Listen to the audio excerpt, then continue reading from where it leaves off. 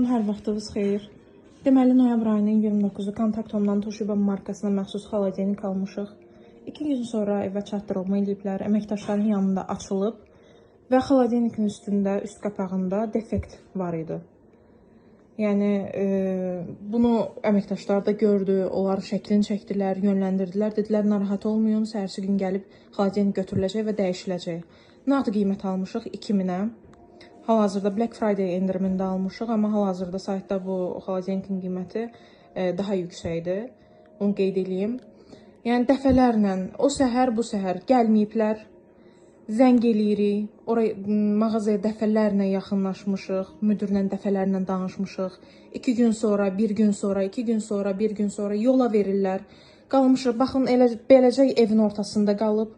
Bütün mallarımız xarab olub, məhsullarımız xarab olub, xaladeniksiz qalmışıq, baxmırlar. Yəni, dəhşət bir şeydir də. Yəni, Kontakt Home kimi böyük bir şəbəkədən, satış şəbəkəsindən bunu, yəni, bu dəhşət bir şeydir. Bu, həqiqətən, yəni, insanı bu qədər incitməzlər. Dəfələrlə insanı yola vermək nə deməkdir? Axı, biz normal formada biz dedik axı ki, bəs bu dəyişilməlidir, bu sizin səhvinizdir. Biz bunu dəfələrlə izah eləmişik, onlar da görürlər. Onlar sadəcə istəyirlər ki, 14 gün malın qaytarılma müddəti dolsun və onlar yaxın durmasınlar. 14 günün dolmağına da çox az qalıb.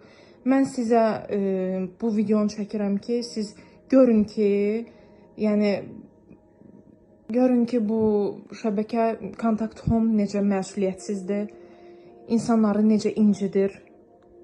Baxın, yəni görürsünüz də evin ortasında baxın beləcə qalıb. Bütün mallarımız xarab olub. Bütün hər şeyimiz xarab olub. Yaxınlaşmırlar, yaxın durmurlar. Yola verirlər.